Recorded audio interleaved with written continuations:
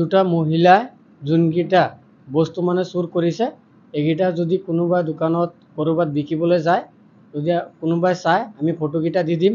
সিহঁতৰ যদি কোনোবাই কণ্টেক্ট কৰে আমাক কণ্টেক্ট নাম্বাৰ দিয়া হ'ব তাত কণ্টেক্ট কৰিলে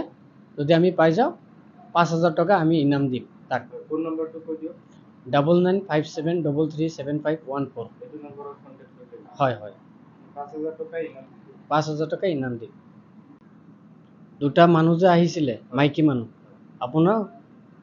নগাঁও লংকা হোজাইৰ হয় আৰু এইকেইটা বস্তু যোনে আপোনালোকে চাব আমি এড্ৰেছ নাম্বাৰটো দি দিম কণ্টেক্ট নাম্বাৰটো দি দিম এড্ৰেছ দি দিম ফটো সেইটো মানুহকেইটাৰ ফটো আছে ফটো আমি দি দিম আপোনালোকে চাব যদি ইহঁতক পায় তেতিয়াহ'লে আমাক খবৰ কৰিব আৰু যদি কিবা ইনাম লাগে আমি ৫,০০০ টকা দি দিম যোনে আমাক জনাব এই দুজনী মহিলাক যদি কোনোবাই দেখে তেতিয়া আপোনালোকক কণ্টেক্ট কৰিলে ৫,০০০ টকা ইনাম দিব হয় হয় ৫,০০০ টকা ইনাম দিম আপোনাৰ হোজাই লংকাৰ পৰা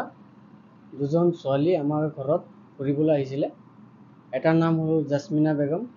আৰু এটাৰ নাম হ'ল আসমিনা বেগম সিহঁতে আহি পিনি আমাৰ ঘৰত থাকিলে 2 দিন থকাৰ পিছত সোণৰ যোনবিলাক আপোনাৰ বস্তু আছিলে এইকেইটা বস্তু চুৰ কৰি লৈ গ'লে যোৱা সময়ত মানে ৰাতিপুৱা পলাই গুচি গ'ল ৰাতিপুৱা একদম ৰাতিপুৱা পলাই গুচি গ'ল আমি সিহঁতক সুধিছিলোঁ চাহ খাই যোৱা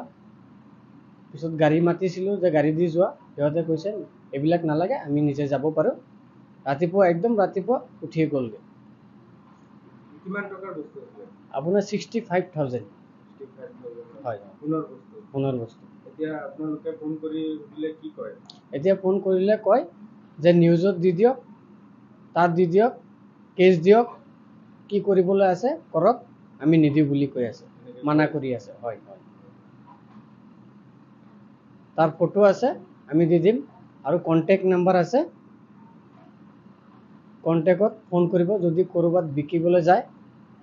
আৰু যোনকেইটা মানুহে চুৰ কৰিলে সিহঁতক ফটো আছে আমি ফটো দি দিম আপোনালোকে চাব আৰু যদি সিহঁতক কোনোবাই কণ্টেক্টটো দিয়ে আমি ৫,০০০ টকা ইনাম দি দিম